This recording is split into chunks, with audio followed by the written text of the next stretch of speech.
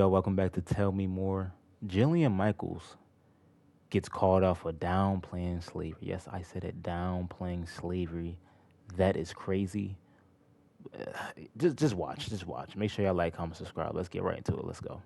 He's not whitewashing slavery. So he's not? He's not. No. Okay. He's not. And you cannot tie imperialism and racism and slavery to just one race, which is pretty much what every single exhibit does. But let's talk about the fact that when you You can't tie slavery. let's talk about the fact. Slavery in America was. Do you realize that only less than 2% of white Americans own slaves? But it was a system of white supremacy. You realize that slavery is thousands of years old? White people were Do you know the slave who owners. was the first race to I didn't try realize to this was end controversial. slavery? Wait a second. Well, what's controversial? I'm very surprised This is that an you're trying to extraordinary exercise in historical revisionism. I'm really Historical surprised. revisionism. Do you realize that Jillian, I'm surprised that you're trying to litigate who was the beneficiary of slavery and I'm who not. was not. What I'm trying to tell you is in the that context of American history. Okay. In the context of American history, what are you saying is incorrect by saying is that you it was white cannot- people oppressing black people? Every single thing is like, oh, no, this is all because white people bad. I don't and think it's totally partisan. we don't. First of all, we don't have time to litigate all of this. Of course we don't, because then you're going to lose the argument. Everything is racialized, just like you're trying to do to me now. Excuse me. Trying to give you a lesson in history. Put it up full mass. Ironic. Jillian Michaels goes full Karen defending white people's role in slavery. According to Mediaite, the fitness influencer and Trump defender stunned CNN anchor Abby Phillip with her argument about white people and slavery during a heated exchange on Trump's push to review history in museums. Trump has spent years defending Confederate monuments and pushing against problematic aspects of U.S. history, including the widely mocked purges of information deemed to be DEI related.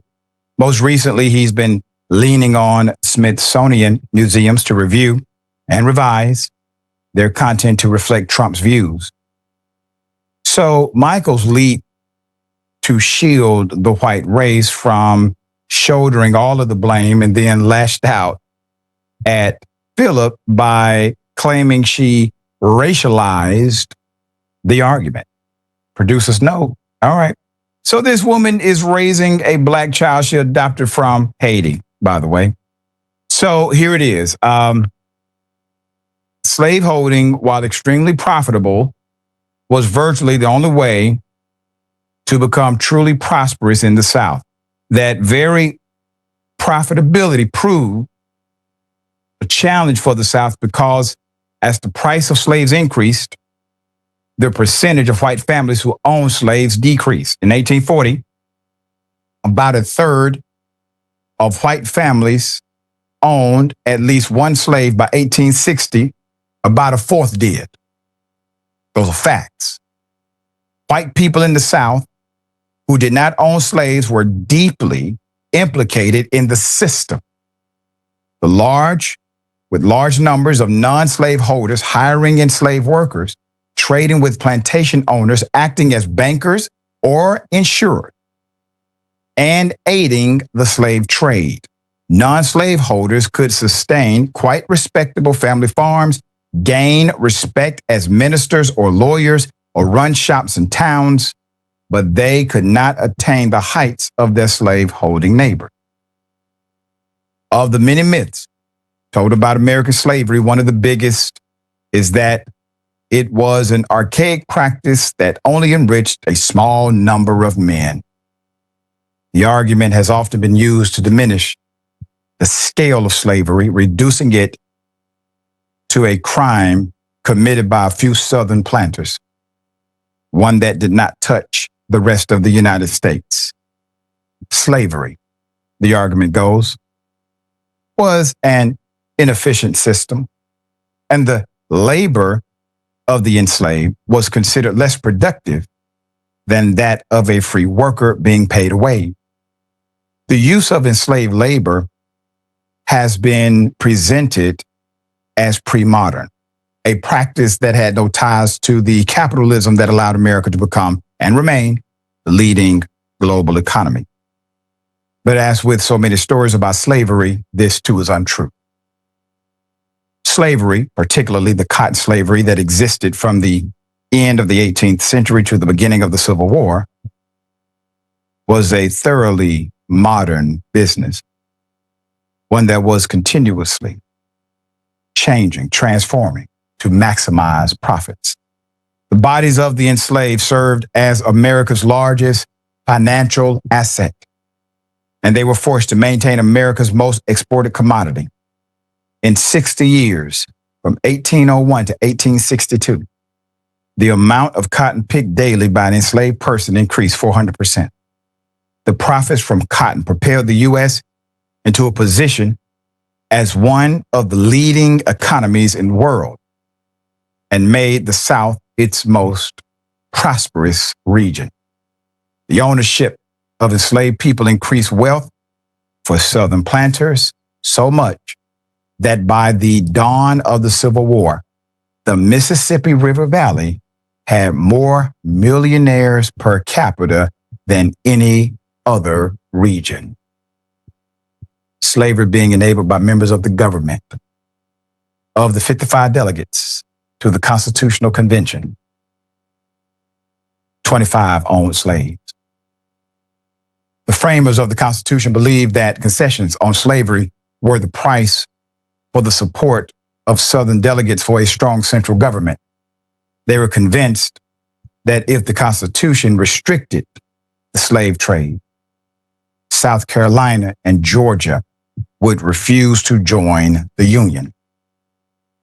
But by sidestepping the slavery issue, the framers left the seeds for future conflict. The word slave does not appear in the Constitution. This is true.